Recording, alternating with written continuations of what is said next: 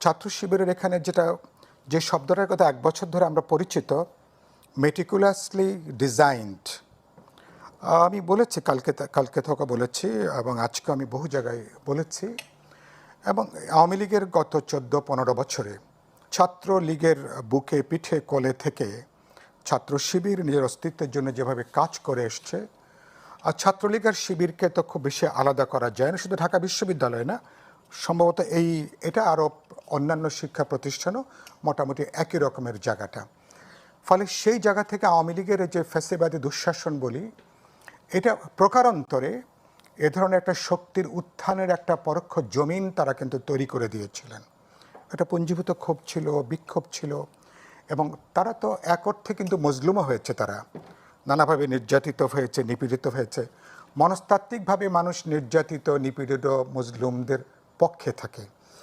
আর যদি সেটা সচেতন ছাত্র সমাজ হয়, যাদেরকে আমরা এনলাইটেন্ড ইন্টেলিজেন্সিয়া বলতে পারি, তো তাদের তো একটা পক্ষপাতিত্ব জানেন। এগুলো অনেকগুলো বিষয় এখানে কাজ করেছে। আর গত 1 বছরে এবারকার অভ্যুত্থানের পরে আমরা যে অন্তর্বর্তী সরকার গঠন করেছি, এই সরকারের নানাভাবে যে মদত শিক্ষা প্রতিষ্ঠান এবং তার গোটা তার বহুমাত্রিক তার যে সহযোগিতা এবং তার এই পৃষ্ঠপোষকতা লাভ করা, এটার এবারকার বিজয়ের পেছনে যেমন হলগুলোতে আগে থেকে অবস্থান নেওয়া, হলগুলোকে কার্যত তাদের একটা অবস্থান তৈরি করা, এগুলো অনেকগুলো জিনিস কাজ করেছে।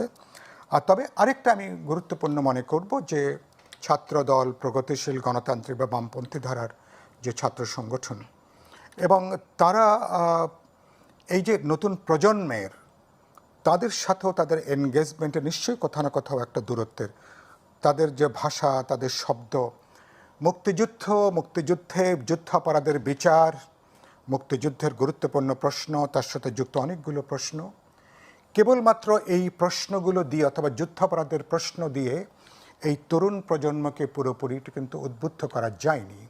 তাহলে এর সাথে তাদের একবিংশ শতাব্দীতে তাদের ভাবনা চিন্তা, তাদের মনোজগতের যে পরিবর্তন হয়েছে, যে মনোজগতের মধ্যে তাদের বস্তুগত অবস্থান, বিষয়গত অবস্থান, তাদের শিক্ষা জীবন, পরবর্তী জীবন, তার নিরাপদ জীবন, তার বেকারত্ব, তার কর্মসংস্থান, তার ভবিষ্যৎ এবং কিছুটা ব্যক্তি মর্যাদারও কিছুটা প্রশ্ন, এই প্রশ্নগুলোকে সম্ভবত বিবেচনার মধ্যে নেওয়া দরকার, যেটা অন্যরা ঠিক ওই মাত্রায় নেয়নি তা বলবো না, ওই মাত্রায় হয়তো বিবেচনার মধ্যে আনতে পারেননি। এই জায়গা থেকে একটা বিচ্ছিন্নতাবোধের জায়গাটা তৈরি হয়েছে।